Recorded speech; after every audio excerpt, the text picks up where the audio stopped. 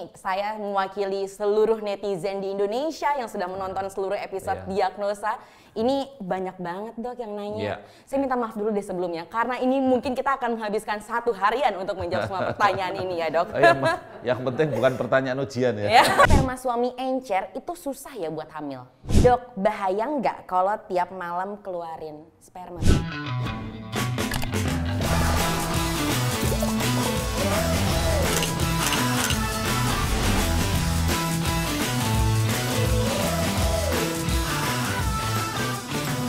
Assalamualaikum warahmatullahi wabarakatuh, sahabat muda dan keluarga muda. Jumpa lagi dengan saya Dr. Hasto dalam Diagnosa, dialog ringan, obrolan santai. Dan hari ini kita ada tamu nih, genre nih, namanya Sarah. Iya. Masih ingat nggak? Salam genre. Salam. Remaja genre. Sehat, cerdas, ceria. Genre Indonesia. Saatnya yang muda yang berencana. Sudah mendarah daging. Untuk tes ya, tes apa genre beneran atau tidak, jangan-jangan palsu ya. Lolos ya dok? Lolos. Alhamdulillah. Iya. Ini terima kasih Sarah, genre yang punya kepedulian yang luar biasa sampai hari ini masih punya kepedulian terhadap kesehatan reproduksi. Dan saya dengar dari episode-episode sebelumnya, diagnosa sebelumnya, ada banyak nih yang mereka kepo ya, ingin tahu gitu, tanya gitu. Dan saya lihat sudah ada di Sarah semua nih pertanyaannya ya. Sudah ready dok? Ya sudah, ya baiknya kita tanggapi ya pertanyaan-pertanyaannya. Ya. Betul banget. Makasih banget sebelumnya Dr. Hasto. Ini saya mewakili seluruh netizen di Indonesia yang sudah menonton seluruh episode Diagnosa. Ini banyak banget dok yang nanya. Saya minta maaf dulu deh sebelumnya, karena ini mungkin kita akan menghabiskan 1 harian untuk menjawab semua pertanyaan ini ya dok. Yang penting bukan pertanyaan ujian ya. Kalau pertanyaan ujian kalau nggak, itu kan bisa nggak lulus ya. Nah, saya jamin pasti ini bisa dijawab karena ini udah pakar banget lah, Dr. Hasto. Kita boleh mulai ya dok ya? Ini karena saking banyaknya, jadi kita mulai dari sekarang aja. Dari semua episode yang sudah tayang Diagnosa, saya akan mulai dari episode-episode yang awal dulu. Ya, boleh. Ya. Sudah siap dok? Oke. Deg-degan? Enggak ya? Jadi saya mau kasih ujian ya. Kayak orang tebak-tepat aja. Jadi gini dok. Pertanyaan pertama. Jadi gini dok, emang ini pertanyaannya variatif banget. Tapi saya mau mulai dari topik kehamilan. Ini karena saya ngeliat dari konten ini banyak banget yang nanya. Paling diminatin. Ini pertanyaan yang pertama datang dari Rani Mukreji. Gini dok. Rani. Ya. Dia bilang kalau menstruasinya tidak normal, dia tuh bingung untuk menentukan masa suburnya. Nah itu gimana tuh dok? Iya, ini pertanyaannya sulit juga ini ya jawabnya, karena pertanyaannya nggak normal juga, menstruasinya ya nggak normal ya. Jadi namanya aja nggak normal ya, jadi jawabnya juga dengan tidak normal ini. Jadi gini, tidak normal itu mungkin tidak ajak begitu ya, tidak reguler ya. Jadi misal ya kadang-kadang tanggal 5, kadang-kadang tanggal 10 gitu ya. Itu memang ada caranya tersendiri ya. Jadi kita harus menghitung selama 3 bulan lebih, kasih tanggal-tanggal gitu. Kemudian nanti dilihat menstruasi yang terlama, kemudian sama menstruasi yang paling pendek. Ya. Jadi siklus yang paling panjang, kemudian siklus yang paling pendek itu. Sebetulnya amannya begini ya, kalau ini kan sama dengan menghitung masa suburnya kapan jadinya. Jadi kalau menstruasi terpanjang itu dikurangi 14 hari ya, kemudian di situ kira-kira akan jatuh hari masa suburnya kapan gitu ya. Jadi memang harus betul-betul dihitung menstruasi terpanjangnya itu seberapa itu. Kemudian nanti menstruasi yang terpendeknya ini kan juga misalkan ya menstruasi jaraknya cuman 22 hari, ini pendek sekali ini. Jarak menstruasi 22 hari ini kalau kita hitung masa suburnya 22 dikurangi 14, maka jatuhnya akan tinggal berapa itu 22 kurangi 14 tinggal 8 ya. Tinggal 8. Jadi hari ke-8 itu sudah spekulasi ini bisa masa subur ini ya. Iya, hari ke-8 kalau siklusnya pendek, iya. Nah, sehingga kalau dia itu yang terpanjang tadi katakanlah 40 hari dikurangi 14 itu jatuhnya 20 hari ke-26, sementara yang terpendek jatuhnya hari ke-8, ini kan range-nya jadi panjang sekali ya. Betul. Jadi, nah inilah orang yang siklusnya tidak teratur itu range masa suburnya bisa panjang ya. Tetapi hari ini sebetulnya ngapain repot-repot ngitung begitu kan susah juga ya. Iya, saya kayak belajar matematika lagi, Iya, pusing iya. dong. Lebih baik ya. Kalau yang menstruasinya tidak rutin, tidak ajak, itu sudahlah. Sekarang kan ada USG. Ada USG untuk mendeteksi telurnya ukurannya seberapa. Kalau misalkan telurnya sudah mendekati 18 mili, 20 mili di USG sama dokter, sudahlah ketahuan di situ. Nah, kemudian ada juga alat seperti test pack ya. Begitu dites, oh ini ovulasi atau tidak, tes ovulasi itu. Ada? Ya ada ya. Jadi kapan bertelur Anda itu tahu loh kita. Bertelur? Artinya perempuan itu kan menghasilkan telur sebulan sekali. Kalau pas kira-kira ini menghasilkan telur tanggal berapa itu dites aja. Oh tes, pakai seperti test pack itu kan cepet ya. Seperti tes itu langsung kelihatan. Rapid test lah ini. Rapid test, jadi tes untuk seperti test pack, seperti tes kehamilan, tapi tujuannya bukan untuk menentukan hamilnya, tapi menentukan ini subur atau tidak. Jadi saya kira begitu ya. Jadi yang menstruasinya tidak ajak bisa dilakukan secara serial. Gitu. Oke, wow. Terima kasih Dr. Hasto. Pertanyaan berikutnya, ini datang dari Yumi. Yumi bertanya, katanya udah 4 bulan nikah tapi belum hamil juga. Terus tetangga pada nanya, kenapa sih nggak hamil-hamil tuh gimana tuh dok? Sebetulnya ya, orang tuh disangkanya ya, orang nikah itu langsung hamil, hubungan seks langsung hamil itu, enak aja ya. Nggak ada usaha ya, jadi kan gini, orang hamil itu probabilitas, peluang. Jadi kalau misalkan nih ya, ada 100 orang nikah, rame-rame nih 100 orang nikah. Terus orang nikah itu pasti semangatnya tinggi, di bulan-bulan pertama, bulan madu, mereka 100 orang nih rame-rame hubungan seks. Dan sering seminggu 2-3 kali, bahkan 4 kali bulan madu. Nah, kemudian yang hamil berapa di bulan pertama? Paling banyak itu sekitar 15-20. Menjadi pertanyaan kan, loh kenapa? Saya sudah rame-rame hubungan seks kurang 100, yang hamil cuma 15-20. Karena hamil itu probabilitas. Hamil itu seperti orang melempar koin, ya. Berpeluang. Jadi peluangnya cuma 15% untuk hamil itu. Hubungan seks masa subur, peluang hamilnya 15%. Jadi kalau Anda baru 4 bulan, ya tolonglah dilanjutkan bulan-bulannya itu. Nanti setelah 1 tahun yang hamil 80%. Bahkan sampai 90%. Nah kalau sudah 1 tahun Anda tidak hamil, Anda termasuk orang bermasalah. Gitu. Karena Anda termasuk kelompok 10%. Orang kelompok 10% itu, mohon maaf, ini kelompok error ini. Ya, tapi errornya bukan berarti orangnya error ya. Tetapi maksud saya error itu pasti ada yang salah. Ya, entah spermanya kurang, atau saluran telurnya nggak bagus, atau rahimnya nggak baik. Itu ya. Jadi itu, dan kritik saya, orang yang baru aja nikah 4 bulan nih ya. Siapa namanya tadi? Yumi yang baru 4 bulan nikah, itu ingatkan suaminya, kadang-kadang suami terlalu bersemangat, laki-laki itu kan emotional shock-nya tinggi kalau masih baru aja nikah itu pandangan hidup, memandang aja udah hidup. Jadi senggol juga hidup gitu ya. Itu hati-hati ya. Jadi terlalu ini masyarakat yang nonton ini sama. Dari tadi senyum-senyum tuh, dok. Senyum-senyum, sudah tua-tua tapi masih pandangan hidup.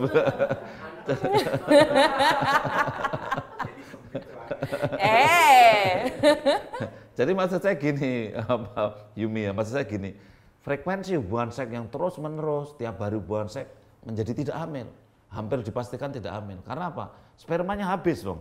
Jadi hari ini hubungan seks, besok hubungan seks lagi. Sperma sudah sangat tidak berkualitas. Sehingga kalau mau hamil harus selang-seling. Hari ini hubungan, besok tidak, terus lusa lagi hubungan lagi, selang-seling. Selang-seling. Itu syarat penting. Yang kedua, orang yang baru saja masa subur, terus hubungan seks nih ya, kemudian akhirnya sperma sama telur ketemu, terus akhirnya jadilah embrio atau sigot di situ, itu dalam waktu beberapa hari, kurang lebih 1-5 hari, dia akan nempel di rahim. Tapi nempelnya kan masih sangat rawan ya, Betul. masih rawan. Sehingga kalau habis masa subur terus langsung hubungan seks terus itu, kontraksi lah, orgasme, lah sperma itu juga mengandung prostaglandin, begitu disemprotkan ke rahim, kontraksi rahimnya mules, hamil yang masih kecil yang baru nempel nggak jadi lagi. Jadi ada orang yang baru telat sehari 2 hari sebetulnya mau hamil, gara-gara semangat bulan madu akhirnya nggak jadi hamil, menstruasi lagi. Nah, ini pelajaran ini, jadi jangan terlalu bersemangat juga. Tapi ada yang langsung juga sekali langsung jadi. Ada juga, karena probabilitas tadi yang 15% kan itu, yang 15% itu ada yang itu kan, wah ternyata sekali langsung jadi, tapi yang jelas itu nggak ada yang belum sekalipun kok sudah jadi, nggak ada. Itu pertanyaan tuh kalau kayak gitu ya. Kalau itu patut dicurigai ya. Jangan-jangan sebelum nikah sudah ada bahaya ya. Investasi jangka panjang. Oke. Dok, kita lanjut ke pertanyaan dari Amelis. Nah, kata Amelis ini berhubungan tadi sperma nih, Dok. Katanya kalau sperma suami encer itu susah ya buat hamil. Sebetulnya hari gini tuh kita tidak mungkin bahasanya itu hari gini itu sudah tidak dengan cara yang awam banget itu ya. Jadi mungkin Sarah tahu kalau sperma itu kan harusnya dihitung, jangan pakai encer, tidak encer itu kan terlalu subjektif gitu. Jadi sekarang ini sudah sangat mudah dan murah. Periksa sperma itu kan ya paling-paling kalau yang rokok 4 bungkus atau berapa udah bisa periksa sperma ya. Artinya gini, kalau orang ragu-ragu spermanya encer, jangan hanya menjadi kegalauan sperma encer. Periksa dong. 1 cc spermanya mengandung berapa juta. Ada cut off point, ada batas ya. Ada yang batasnya standarnya 15, ada yang 20 juta per cc. Kalau spermanya sudah di atas 15 juta atau 20 juta per cc sesuai dengan standar yang ada di laboratorium, loh berarti sudah bagus. Meskipun pandangannya encer gitu loh. Jadi saya kira kasihan suaminya nanti kalau suaminya spermamu encer sih, kasihan ini kan harus kasihan suami diadili. Iya. Terus ya udahlah diperiksa aja itu. Yang Merasa penting terhakimi. 20 juta per cc, 15 juta per cc. Padahal laki-laki kan mengeluarkan sperma 3 cc. Berarti kan lumayan tuh 60 juta, 45 juta gitu. Oke. Ya. Next question, Dok. Ya. Masih banyak nih ya. Ini dari Produk Sunda. Katanya, aku bingung. Karena katanya kalau kita mau cepet jadi nih anaknya, ada yang bilang harus rajin dong bikinnya. Tapi juga ada yang bilang jangan terlalu sering deh. Nah itu, gitu. tadi sudah saya jawab loh. Ya, jangan terlalu rajin. Jangan setiap hari gitu, tapi harus diatur. Dan setelah lewat masa subur, jangan hubungan seks lagi ya tidak dilarang sih, tapi lebih baik ditahan. Oke, jadi jawabannya jangan terlalu sering ya malah ya. Kita lanjut ke pertanyaan dari Alazes22. Dok, saya kan lahiran sesar, anakku meninggal dalam kandungan, terus saya kontrol pertama dikasih pil BKKBN, pil KB mungkin maksudnya ya. Tapi disuruh minum, padahal saya belum selesai nifas. Itu maksudnya gimana ya? Karena pas mau konsul ke dokter, tapi disuruh keluar tuh. Gimana tuh? Jadi belum sempat konsul. Gimana? Jadi sekarang nih didiagnosa. Iya, jadi ibu hamil, kemudian anaknya tidak bisa diselamatkan, kemudian meninggal di dalam kandungan. Ya kita tentu bersedih ya.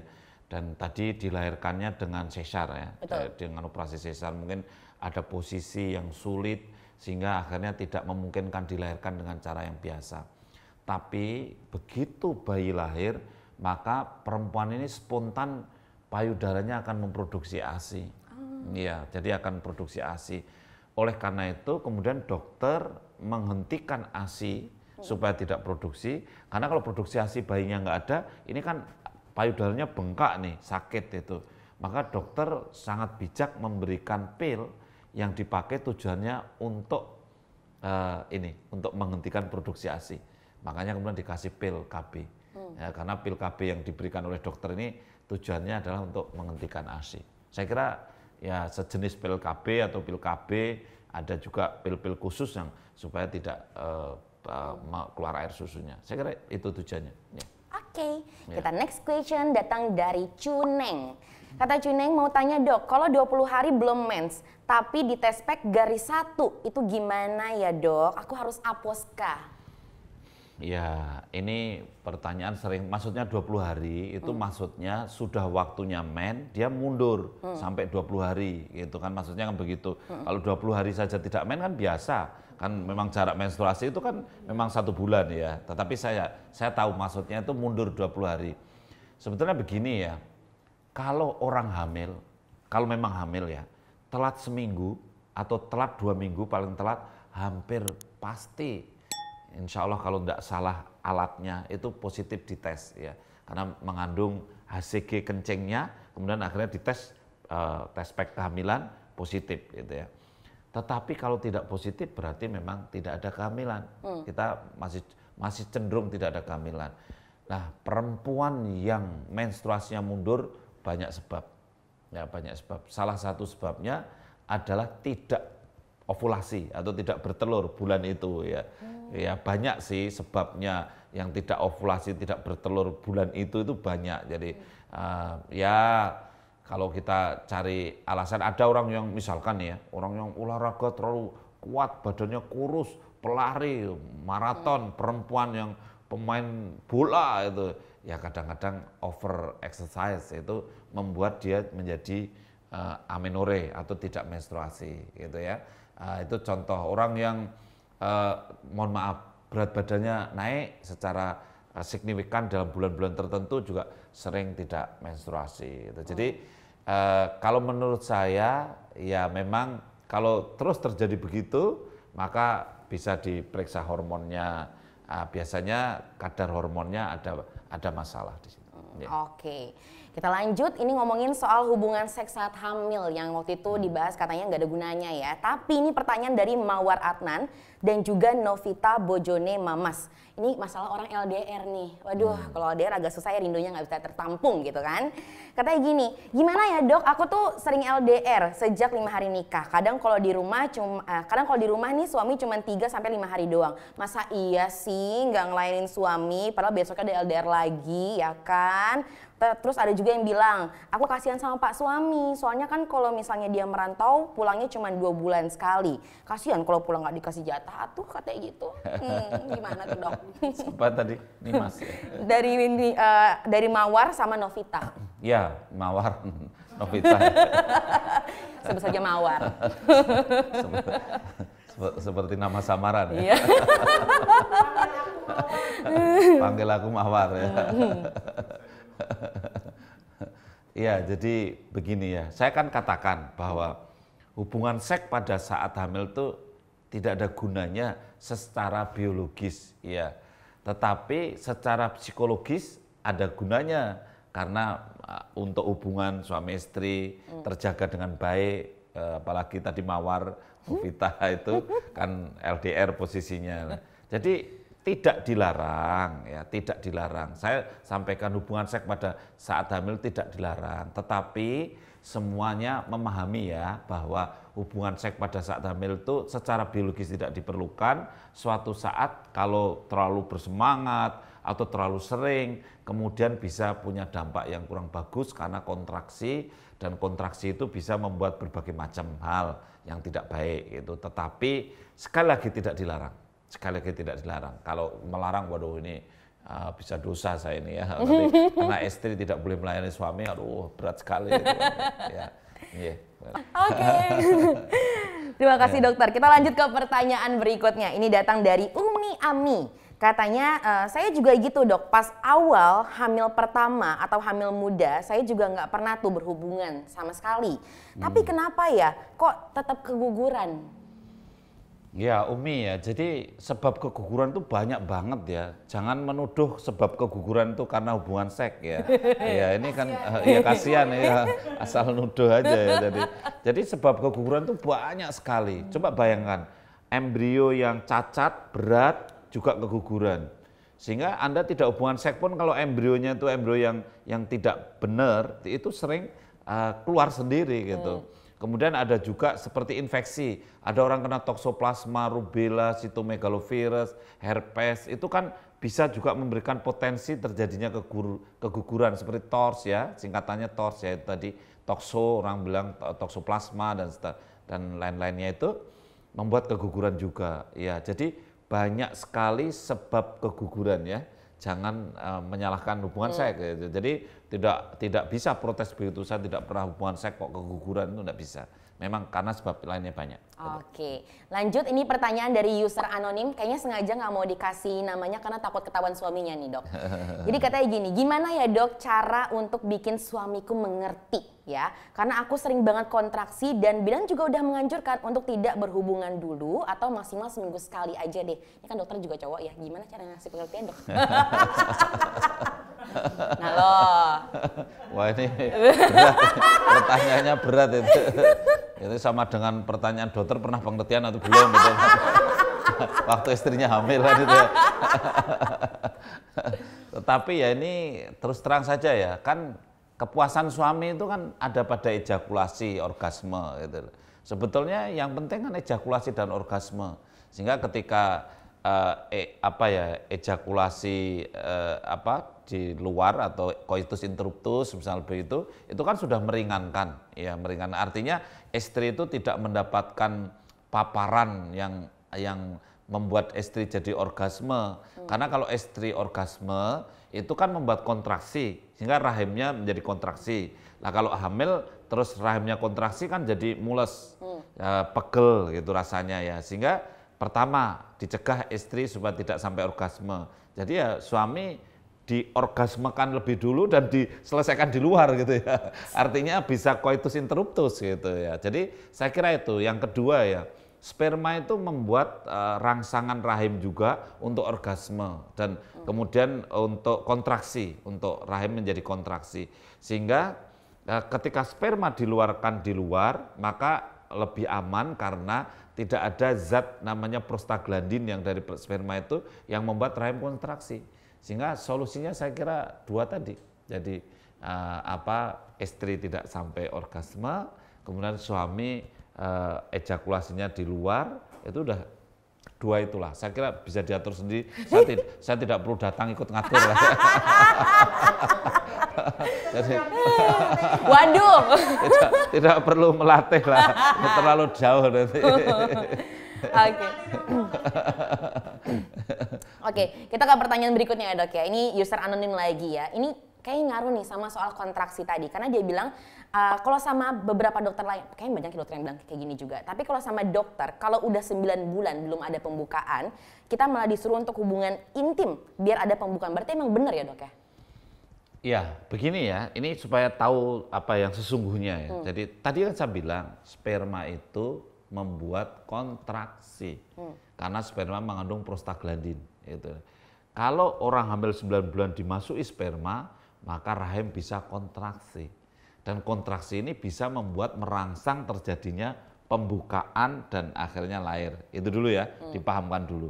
Tapi ingat ya, sperma yang mengandung prostaglandin membuat kontraksi, ini juga bisa membuat pecah ketuban resikonya. Karena kontraksinya bukan kontraksi yang alami. Ya kontraksi yang disemprot pakai sperma gitu loh.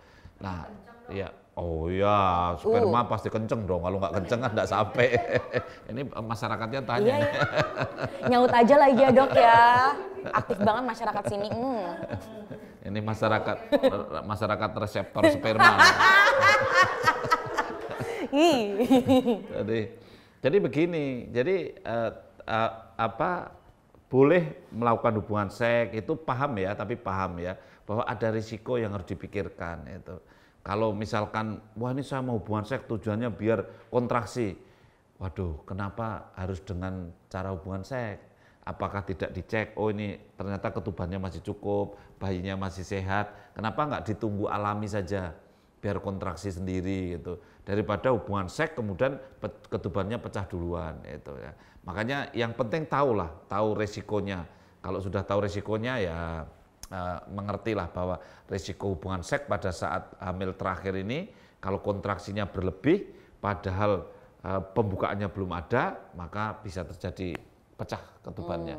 Tapi sekali lagi ini kan debatable nih ya, artinya tidak dilarang keras, tapi yang penting tahu gitu, yang penting tahu. Ya. Oke, kita ngomongin soal sperma nih, karena tadi banyak yang komen masyarakat kita ya, kalau ngomong sperma kayak cuing gitu nih. Nah, ini pertanyaan. Pertanyaan tentang ciri-ciri sperma yang banyak tingkah yang pernah dokter bahas juga. Pertanyaan datang dari Cak Sutinyo. Katanya, gimana caranya supaya sperma ini bisa banyak tingkah dan juga panjang umurnya? Gimana ya? Iya, panjang. Gak tahu, saya juga bingung nih. harus apa ya?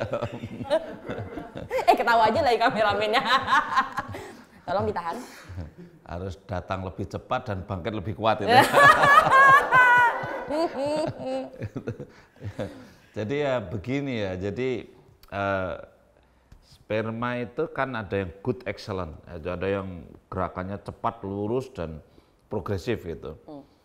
Tapi memang ada sperma yang gerakannya tidak bagus ya. Jadi yang tidak bagus ini pun dibagi dua ini. Ada yang tidak bagus beneran, dalam arti sperma setengah mati ya. Sperma yang teler setengah mati ini berarti sperma sangat tidak berkualitas ya. Tapi ada sperma yang tetap bagus, tapi gerakannya tidak sebagus yang itu, karena memang jenis spermanya adalah jenis sperma yang X. Kan sperma itu ada yang pembawa kromosom laki-laki, ada pembawa kromosom perempuan nih. Yang pembawa kromosom perempuan gerakannya cenderung lebih halus, yaitu yang pembawa kromosom laki-laki gerakannya cenderung lebih cepat, lebih banyak tingkah tadi ya, tingkah. Tapi kalau pertanyaannya supaya spermanya lebih excellent ya, lebih bagus itu ya bagi para perokok ya rokoknya dikurangi ya.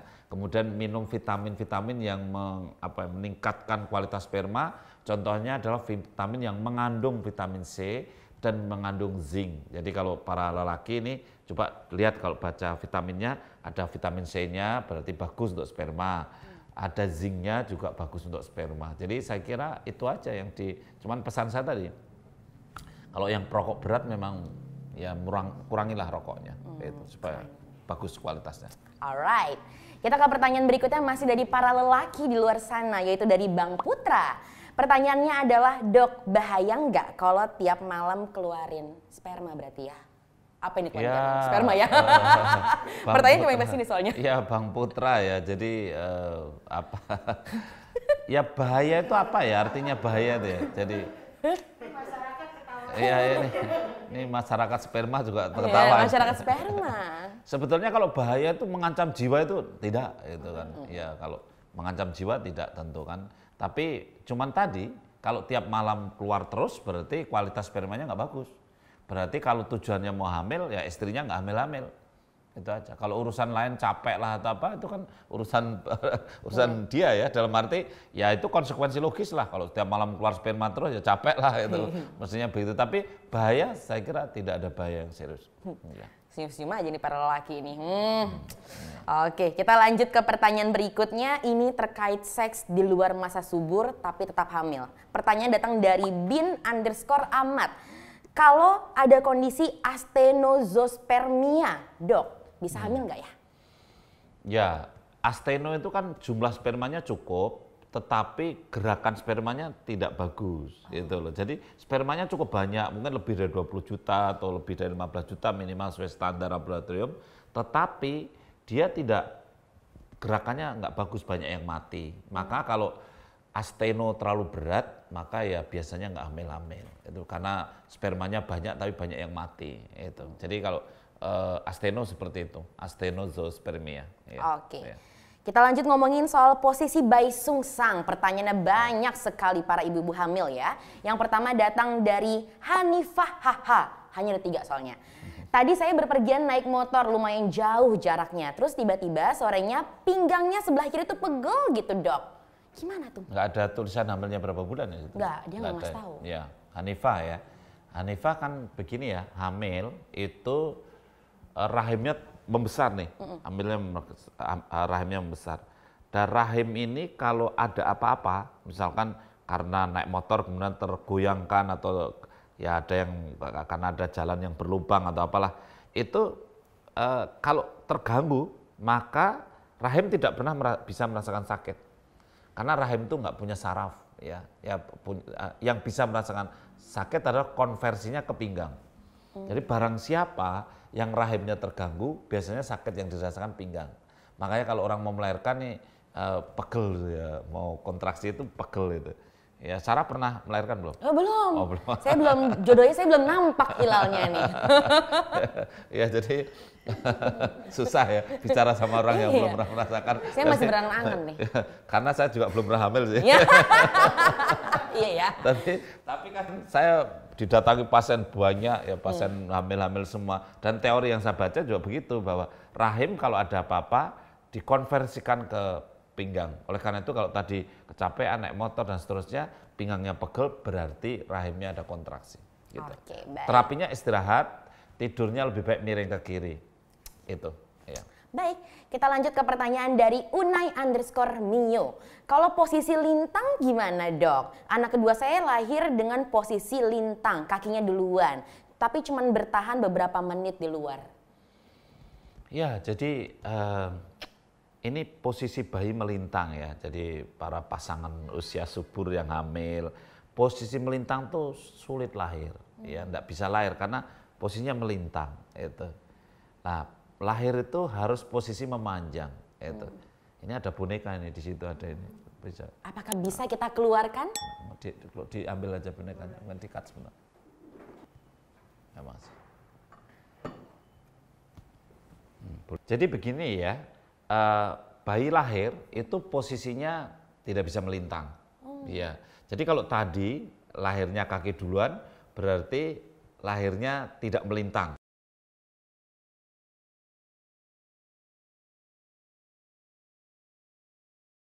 Pegang ya. Ini panggul ya. Ini panggul perempuan ya. Ini bukan panggulmu, ini panggul perempuan. Iya. Ya. Ini kalau melintang kan begini, ya ini nggak mungkin lahir, nggak mungkin lahir. Tapi kalau lahir kaki duluan maka begini, lahirnya begini, ya. Atau lahirnya sungsang, sungsang tuh ya kaki duluan bisa, pantat duluan bisa. Misal begini, itu ya biasanya begini sih, lahirnya begini. Nah, muat ya begini. dok? Nah begini biasanya lahir. Lah lahir yang kaki duluan karena sungsang begini, ini bisa dibayangkan ya. Misalkan pantatnya gini, terus nanti akhirnya kakinya itu keluar begitu, bisa dibayangkan ya. Ketika kaki sudah di luar, pantat sudah di luar, kepala ini menyumbat begini. Tetapi apa yang dibayangkan? Tali pusatnya itu masih di dalam. Ya. Sehingga bayi ini dalam posisi kalau tali pusatnya terjepit, maka dalam posisi dia tercekik. Posisi seperti ini. Nah, kalau tercekiknya lebih dari 7 menit, hampir tidak selamat. Nah, sehingga dia asfiksia, kekurangan oksigen, ya, karena tercekik. Yang tercekiknya karena tali pusatnya terjepit oleh tulang ini, tulangnya ibunya ini. Sehingga kalau tadi bayinya lahir mati, selang hanya hidup sebentar, kemudian mati karena pada saat lahir dia tercekik. Nah, tercekik lahir terus nangisnya nggak bagus, gitu. Asfiksi dan akhirnya tidak bisa diselamatkan. Nah, itulah lahir sungsang. Ya ini makanya sahabat muda dan keluarga muda dan para ibu-ibu yang hamil kalau sungsang harus diupayakan dulu ya, nungging-nungging, kan orang bilang ngepel-ngepel gitu ya, itu maksudnya nungging, bukan ngepel terus ngepel sebanyak-banyaknya, bukan itu ya. Ya tapi nungging lah, nungging itu knee chest position, jadi lutut dan dada menyentuh lantai, itu salah satu mengatasinya biar tidak sungsang. Jadi itu tadi adalah lahirnya sungsang, kemudian kaki duluan dan akhirnya bayinya hanya hidup sebentar, kemudian akhirnya tidak bisa diselamatkan karena kemungkinan besar asfiksia. Gitu. Oke, baik. Terima kasih dok. Wah, ya. Langsung dikasih prototipenya loh ya. Kita lanjut ke pertanyaan berikutnya. Ini datang dari Starla Putri. Ini saya nggak tahu nih maksudnya apa, tapi tulisannya gini. UK32, tapi janin masih melintang. Apakah masih bisa kembali ke posisi normal? Semoga dijawab, katanya gitu. Iya, UK itu maksudnya umur kehamilan. Oh. Ya. Bukan uka-uka. Saya kira United Kingdom tadi bukannya. Jadi aku ngerti maksudnya itu umur kehamilan itu. Jadi umur kehamilannya baru 32 minggu gitu. Apakah masih bisa muter?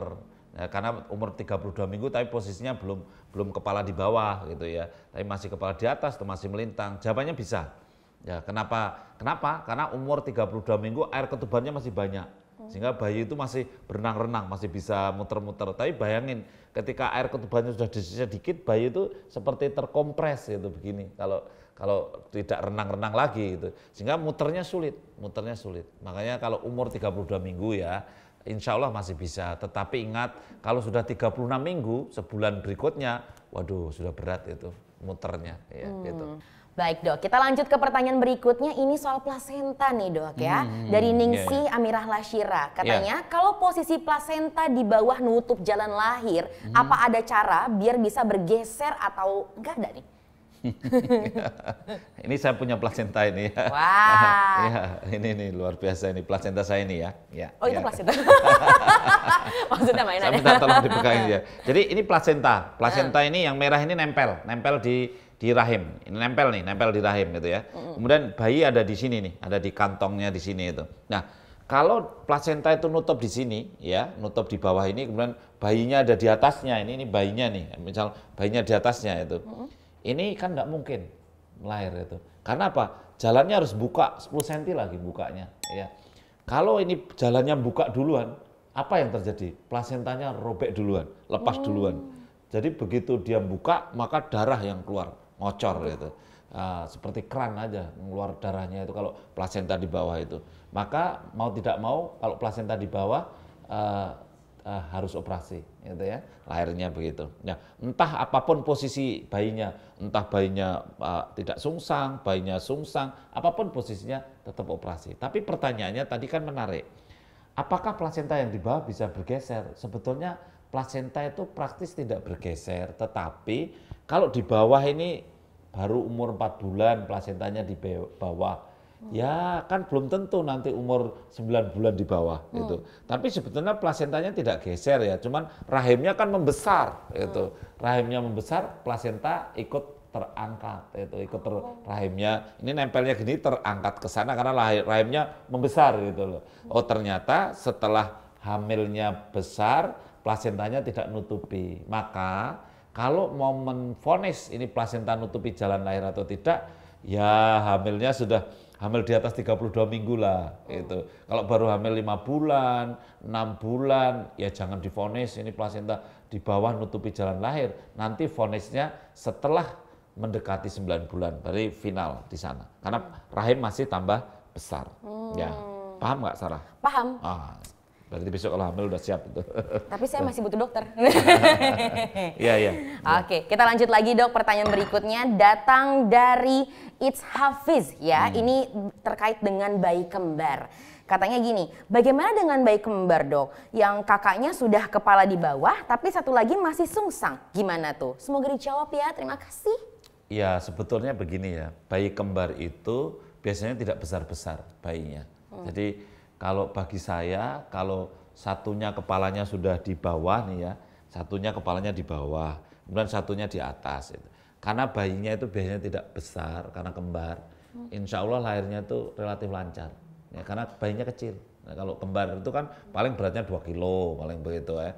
Total dua-duanya jadi 4 kilo, atau kalau satunya 2,5, satunya berapa ya, totalnya 5 kilo. Tapi biasanya relatif kecil, maka satunya keluar, itu keluar ya. Setelah satunya keluar, maka satunya ini sebetulnya dokter tidak sulit mengeluarkan itu sebetulnya aslinya. Karena yang satunya ini kalau posisinya dia begitu satu keluar, satunya bisa di guidance ya. Jadi diarahkan supaya dia turun dan supaya kepalanya ke bawah. Kalau kepala tidak bisa ke bawah, kepalanya masih di atas, maka dokter bisa mengambil bayi ini, kakinya ditarik gitu ya. Ditarik itu biasanya tidak terlalu sulit ya. Karena apa? Karena ini tidak terlalu besar. Enggak terlalu kecil. Hari ini alat diagnosis sudah sangat canggih. Jadi sebelum lahir sudah diukur diameter kepalanya berapa gitu. Dan artinya waktu sebelum lahir sudah di USG ini ya. Diameter kepalanya berapa, terlalu besar atau tidak. Yang pertama yang di bawah lebih besar atau lebih kecil. Yang memang agak berisiko kalau yang di bawah itu lebih kecil bayinya dibanding yang kepalanya di atas. Karena karena berarti akan dilewati yang lebih besar gitu kan, belum tentu lancar gitu. Jadi saya kira tidak usah terlalu khawatir lah dan tidak harus sesar ya, tidak harus sesar. Ya. Alright. Ya, tidak usah takut ya. Wah, oke deh. Ini kayaknya cukup nyampe sini dulu nih dok. Ini saya soalnya ngelihat pertanyaan ini saya udah berat nih untuk mencernanya nih. Jadi saya mau mencerna tadi semua jawabannya dan semoga jawaban-jawaban para netizen terjawab ya sama dokter hari ini ya. Tapi boleh kalau nanti lain kesempatan saya kesini lagi boleh ya? Ya boleh lah. Sarah ini kan genre. Jadi kan 24 jam saya boleh berkunjung. Makasih genre ya itu dok seperti pramuka loh. Dia siap setiap saat itu. Salamnya aja genre. Ya baik. Keluarga muda, sahabat muda, itu tadi obrolan kita ya, Sarah ya, sudah banyak sekali pertanyaan yang dijawab. Mudah-mudahan bisa memuaskan sahabat-sahabat muda yang bertanya pada kali ini di forum diagnosa pada kali ini, dan saya mohon pamit. Kalau seandainya masih ada pertanyaan-pertanyaan yang lain bisa ditulis di kolom komentar di bawah ini, dan semoga kita akan ketemu lagi di diagnosa yang berikutnya. Begitu Sarah? Betul. Terima kasih. Wassalamualaikum warahmatullahi wabarakatuh. Ya, Minum ya Pak? Ya, diminum dulu. Ya.